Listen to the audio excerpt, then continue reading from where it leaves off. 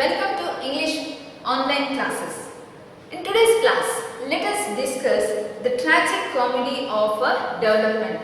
In the previous class, we had seen how the make-believe merchants, they manipulate the people or they persuade the people and make the people the buying machines. And here the author is discussing about the consumerist culture of human beings or the present day generation, and the people without thinking driven by media, they are becoming the machines of they are becoming the buying machines.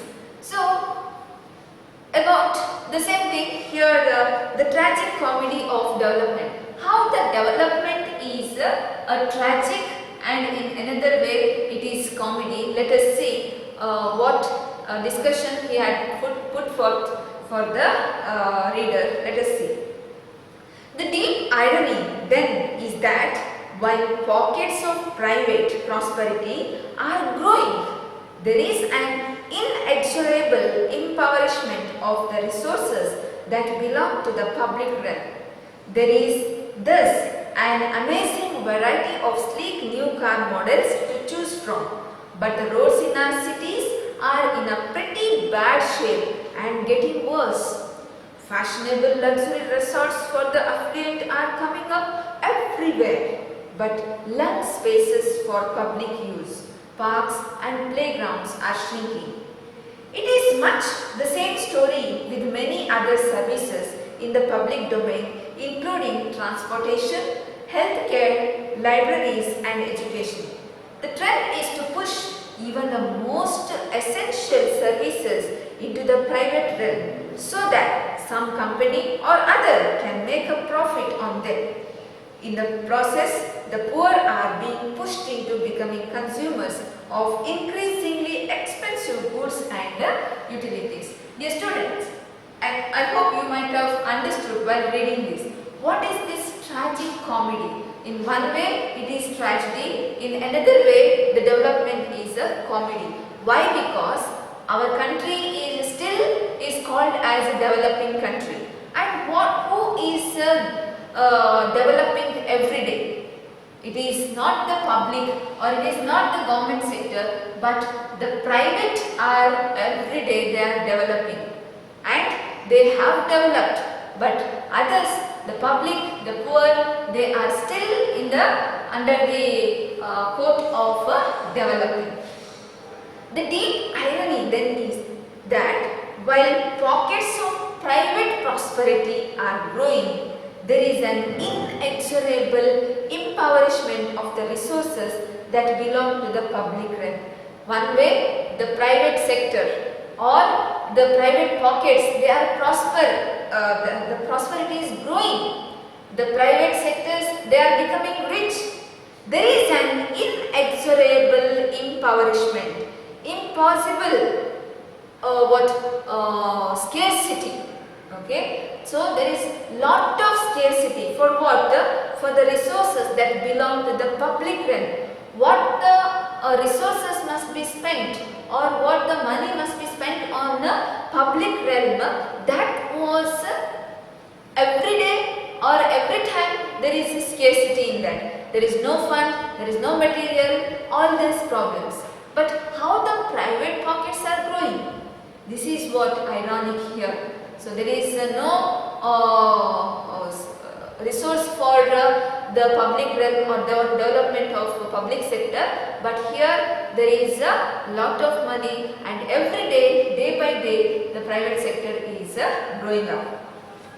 There is thus an amazing variety. For that, here one example is given. What is that? There is thus an amazing variety of sleek new car models to choose from. You have different varieties of cars and those cars are very luxurious. Okay, you can choose any car, luxurious car, but the roads in our cities are in pretty bad shape and getting worse. To run those cars, to drive those cars, you need good roads. But what about our road condition of our roads? You might have experienced. What is the condition of the might have experienced that. And if you have those luxurious cars, what's the use? If you drive those cars in those bad roads, what about your car condition? Just imagine.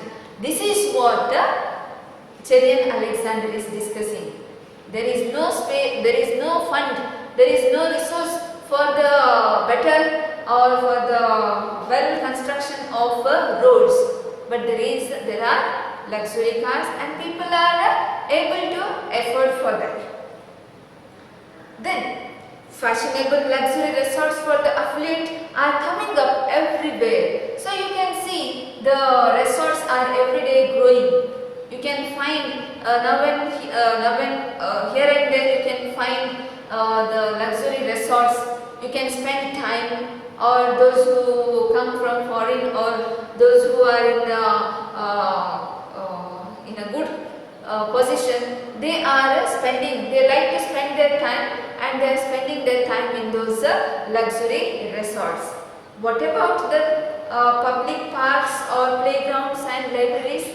There is no place for that. Land spaces for public use, where the poor people has to go. For the public, there is no space only. At least the public parks or playgrounds, they are shrinking day by day. But everywhere the luxury resorts are coming up. They are rising. For luxury resorts, there is a space. Then why there is no space for these public parks and playgrounds? It is we have to question, and we have answer with us only for those questions. It is much the same story with many other services in the public domain, including transportation, healthcare, libraries and education. The same thing we can find, the same problem we can find in these fields also. For example, transportation, there are so many government buses, government services, transportation services, but we are fond of the private, and the private, they are providing a lot of facilities. Why can't these government or public vehicles why they can't produce, or why they can't offer the passengers with the good facilities? Though they are offered, they are not available to the public. They are not given to the public. So if we discuss on that, there are a lot of problems, and the time is not at all enough for that to discuss all those problems. And everywhere we can experience. Even in the healthcare, the public hospitals can afford, or the public hospitals can have the modern machineries for the test, for the treatment and all. Why can't the government hospitals? Why can't they afford? Why can't they have? Why can't people go to the government hospital and take the medicine or treatment for their the deadly diseases? Can, but what's the problem there? Then libraries and education. In the education system also, the government is providing everything for free of cost. The education is provided, but still, why the private schools are still shining? This is the question that was kept in front of us by Cherian Alexander. The trend is to push even the most essential services into the private realm. The trend is what? What's the intention of not providing the facilities which are available to the public by the government? Why they are not doing? The only thing is, there is a intention that the people, the public must be pushed to the private realm. The trend is to push even the most essential services into private realm, so that some company or other can make a profit on them. So the politicians are taken into the trust by these private companies, and they make them not to provide the available facilities to the public by the government or by the public sector, so that private companies they can make money. The people are forced to go even for the emergency or essential services to the private sector. In the process, the poor are being pushed into becoming consumers of increasingly expensive goods and utilities. So here the publics are pushed to the private sector or pushed or forced to buy the things that are expensive and the expensive goods and utilities. So here the public are forced to become the consumers of private sector. Then it is discussed. Advertisers and marketing professionals are working hard to see that even people who live at the subsistence level in remote rural pockets are lured and entranced into becoming passive consumers of everything from cola drinks to shampoos. All they see is a vast rural market waiting to be opened up for commercial exploitation. We are fast approaching the day when it will be easier to get a bottle of Coke rather than tender coconut or buttermilk in most of our villages. The increasing presence of plastic garbage in our rural areas is the clear warning signal. Dear students, these advertisement and marketing professionals, they are every day, they are working hard. Their intention is what? To see that even people who live at the subsistence level, who live at the remote level and live at the subsistence level in the remote rural pockets, they are lured in the sense they are tempted or they are filled with the wonder into becoming the passive consumers. So the advertisers, they are manipulating, they are persuading. By looking at those advertisements, even at the subsistence level, even in the remote level, those who are living, they must feel that they have to live to buy those things, and they must attract towards that they must buy those goods, and they are forced or they are tempted, especially they are tempted. The people are tempted to buy those beautiful or colored flavored drinks or food or things, whatever it may be. And here it is said, all they see is a vast rural market waiting to open up for commercial exploitation. And then here it is said, we are fast approaching the day. One day the day will come that we would not get any kind of a natural drink, that is tender coconut or buttermilk anywhere, but there is no doubt that we could get Pepsi, Coca-Cola everywhere, even in the nook and corner of the village. And the increasing waste, the plastic garbage is in rural areas is the witness to that. Not only in the towns or in the markets you can see the garbage, plastic garbage, but also even in the remotest or in the rural areas also we can see the plastic garbage, and it is the witness for that.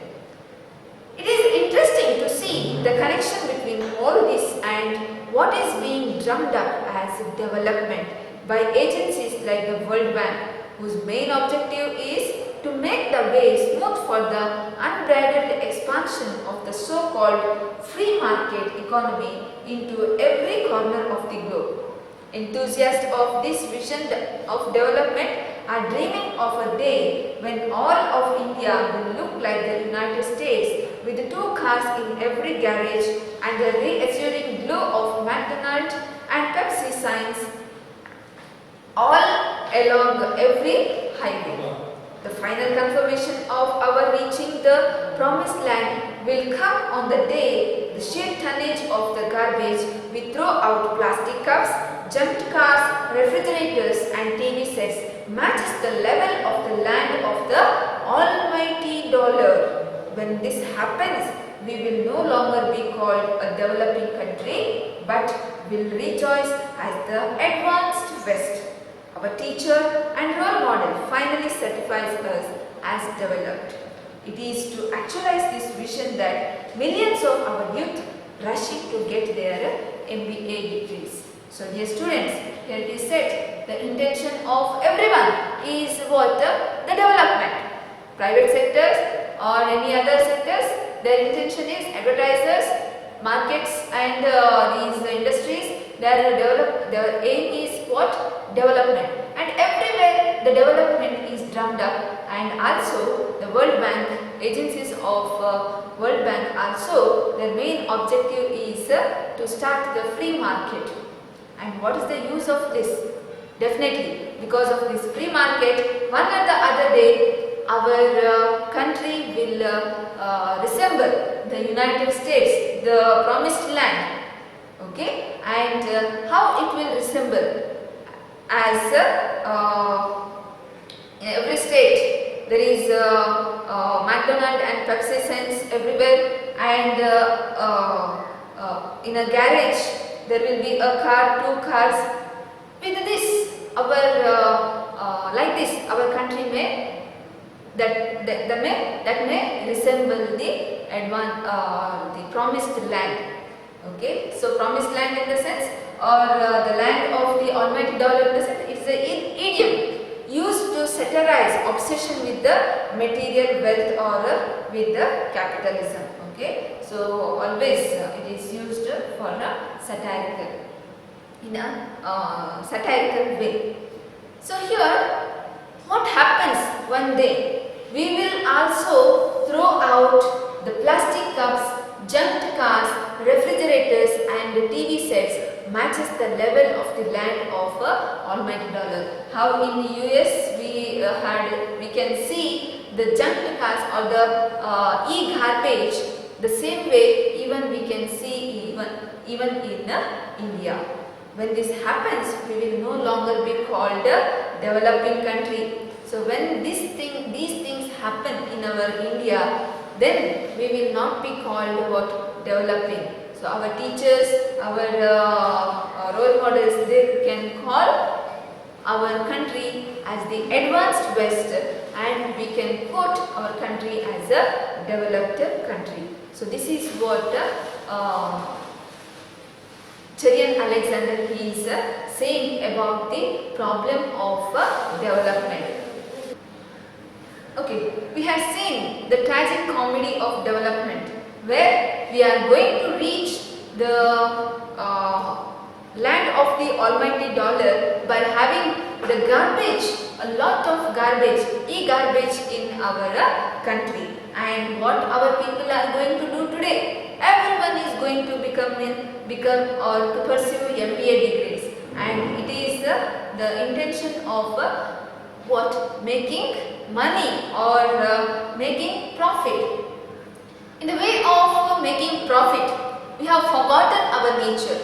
What the effect or how that will affect our nature, our ecology or our environment, that we do not know. Our aim, our intention is only what? The profit. So, what is the only way out to come out of these kind of blind thoughts? Here, Cherian Alexander he had discussed. But wait a minute, how practical is this vision? It has been estimated that to make this paradigm of development a reality for all of India and China, leaving aside other developing nations, the resources of planet Earth will prove horribly inadequate. We would need at least another 3 planets. It is clear then that this consumer paradise aggressively marketed by the giant global corporations will, beside paving the way for an ecological holocaust, prove to be, what an irony, the most unworldly vision of all, simply because it will have run out of words before it is fully realized. Dear students, it is said, wait a minute, here he said, how practical is this vision of development? How practical, how much it is successful successful, how it will going to success and how it will going to affect our future or our life. It has been estimated that to make this paradigm, this model, paradigm in the sense model of development a reality, to make this development or to become a developed one, we for all of India and to China, leaving aside other countries, the whatever resource is available in these two nations, this is not at all enough. We might have required other three planets to fulfill the need or to fulfill the resources to make this kind of development. We would need at least another 3 planets. It is clear then that this consumer paradise, so it is said that consumer paradise aggressively marketed by the giant global corporation. So these consumer paradise, okay, when you go to the shopping malls, you feel like a paradise because everything is available there. You can also play, you can also watch movies, you can also spend your time in the malls or in the shopping theater, in the shopping malls, right? Big malls, you can spend your whole time, whole life there. So dear students, to make this aggressive advertisement, aggressive in the sense they make you to believe, they force you to believe. Okay, this aggressive advertisement marketed about the consumer paradise are the giant global corporations. What do? Beside paving the way for an ecological holocaust, beside, in the sense, in one way, they are making a strong way for what? Ecological holocaust, ecological destruction, to prove to be what an irony. In one way, they are making a strong way for the ecological destruction, and in the other way, they are having the little awareness of the practicality of life. So it leads to 2 kinds of destruction. One is ecological destruction and another is the thought destruction. There is a little awareness in the human mind about the practicality of life. Whether it is required all those aggressive advertisement and this becoming the buying machines, is it good? Whether we need all those luxurious things, this total or a common sense or a little common sense also we will not possess to think about the practicalities of life. Definitely, who will make this? These aggressive advertisements. Okay, these aggressive advertisements make the people blind both about the nature and about themselves. And simply because it will have run out of words before it is fully realized. And when the man will realize the truth, then the time will be out, or it will be out of dated, or you cannot do anything at that time. Everything will be destroyed. It isn't hard to see then that any model of development based on simulating high consumption lifestyles through aggressive advertising and limitless market expansion is not only unsustainable but also highly dangerous for the well-being of humanity. The price paid in ecological terms will make it the most suicidal enterprise the human race has ever embarked upon. We desperately need alternative models of development. It is not a wise thing to hand over to businessmen the task of ruling the world as we have just done today. Businessmen cannot be counted upon to have the wisdom or the will to think of the welfare of the humanity, leave alone the health of the planet. That is not part of the training of business administrators. They are mainly trained to do everything possible to maximize profits for the corporations that employ them. So dear students, it is said that whatever development is going or the model of development based on simulating high consumption lifestyles through aggressive advertising. What we are dreaming of our luxurious life or our happy life by looking at the aggressive advertisement, it does not, it is not only unsustainable but also highly dangerous for the well-being of human being. Okay, well-being of humanity. And the price paid in ecological terms that will make it the most suicidal enterprise the human race has ever embarked. So here it is very dangerous for health and also for human being, and we are going to waste our money or our wealth, our hard work or hard-earned money for the useless things. We desperately need alternative models of development. Desperately now we are required, badly we require the alternative models of development.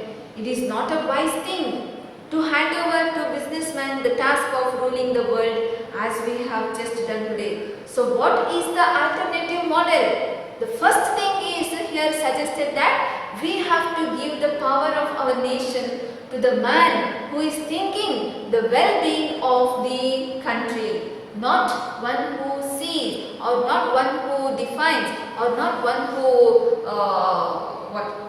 one who is a businessman. Okay, and businessman's intention is what? Making business, making profit. He is not aware of the problem of the consumer. His only intention is attracting the consumers and making profit. So if we give a power to our nations, power to a businessman, definitely we are not going to not going to achieve, or we are not going to save our nature or ecology, and definitely we are giving a way for the destruction of ourselves itself. Here, businessmen cannot be counted upon to have the wisdom or the will to think of the welfare of all humanity. Leave alone the health of the planet. Okay, the businessman definitely he won't think about the life of the planet or the safety or the betterment of the planet. That is not part of the training of business administrators. Why? Because they are not trained for the they are not trained to take care of all these things. For example, nature, environment, those things, the well-being of humanity. All these things they are not trained. They are mainly trained what? To do everything possible to maximize the profit. They are trained to maximize the profit for the corporations that employ them. So they work for the profit, not for the well-being of other people or the society or the nature. The only way to restore sanity is for local communities, cooperatives, civil societies and democratic governments everywhere to take back the autonomy and the initiative for their own development, which they recently traded away to the giant global business corporations. There is now a great need to reawaken the numerous enabling spiritualities and wisdom traditions of the various people of the world. Mahatma Gandhi once said that the earth has enough for every man's need, but not enough for every man's greed. So dear students, the only way to restore from this sanity in the sense a kind of madness, a craze, okay, what is that? The power, whatever the government powers, they are translated to the private sector or to the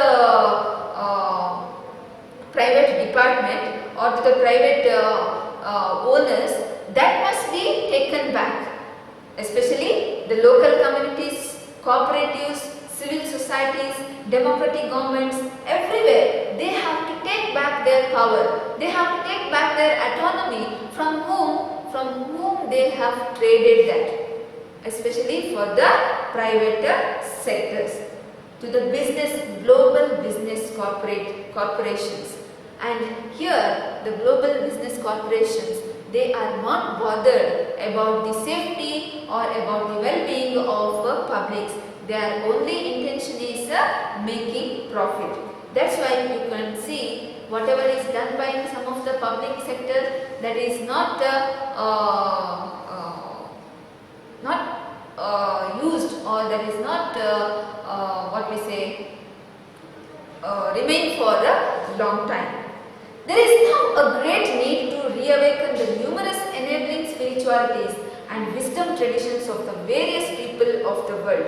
Mahatma Gandhi ji, here the people must understand and try to understand others about these kind of problems. And Mahatma Gandhi ji, once what he said in his writings, he had said, the earth has enough source, earth has enough resources for every man's need, but not enough for every man's greed.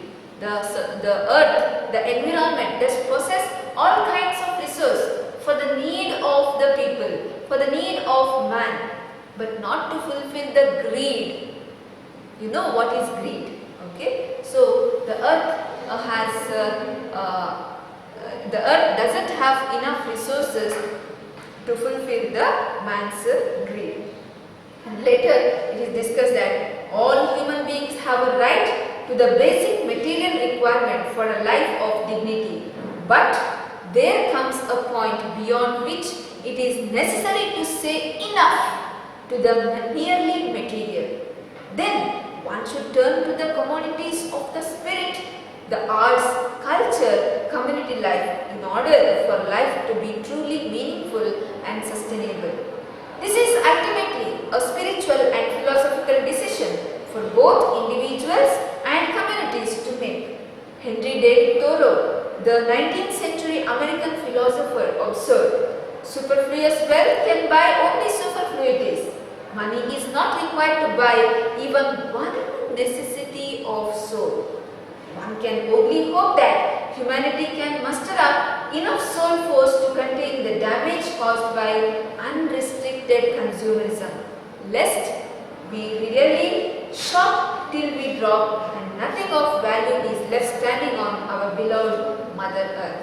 The students, here in the concluding paragraph, what Cherian Alexander is trying to say, here it is said that all human beings, they have the right. They have the right for what? The basic right.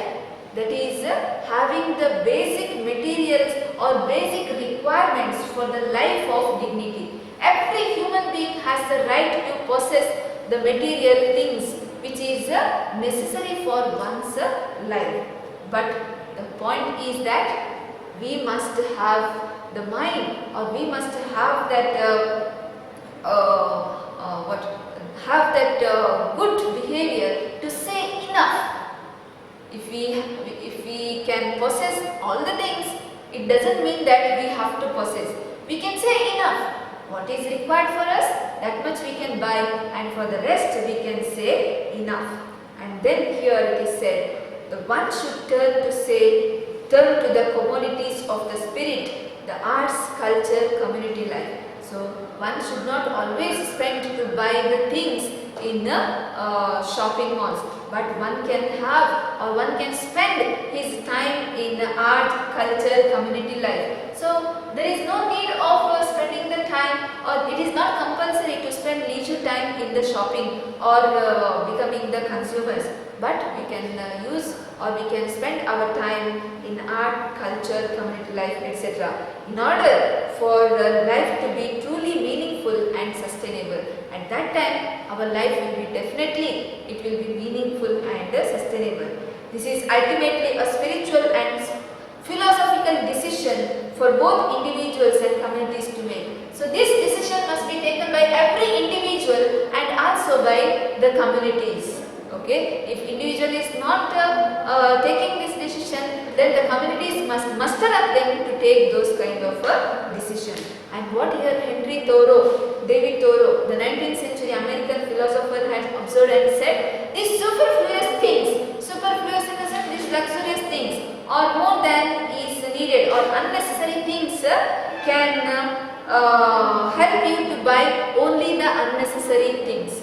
Unnecessary wealth can help you to buy unnecessary things, and money is not required to buy even a single resource or single requirement of the soul or necessity of the soul. From what the soul required? It required friendship, it required love, it required cooperation, it required brotherhood. All these things can be bought from money. No, it must be experienced. The human beings, it must be given by the other individuals. So, one can only hope that humanity can muster up enough soul force to contain the damage caused by unrestricted consumerism. So, only one thing can muster up or it can stop this unrestricted consumerism is that the soul force, okay, the soul force or the will. If we have the will, then definitely we can do this. Otherwise, what will happen? Shop till we drop. Definitely we are going to drop one day by shopping itself. In the sense, we are going to destroy our nature and even our life. We are not going to survive in this damaging effect. And nothing of value is left standing on our beloved Mother Earth. We are not only going to defeat or destroy ourselves, but also we are going to destroy our Mother Earth. So only one way is left for us is that is the soul force. We have to realize that we have to be careful not only about us and about the nature also. And we must realize this truth that whatever is necessary, only that much that we must possess, and we should not have the greed, and if we have to fulfill our greed, definitely we are going to end ourselves very soon, and also we are going to destroy and defeat the Mother Earth or the environment. By saying this, I would like to conclude this class. Thank you.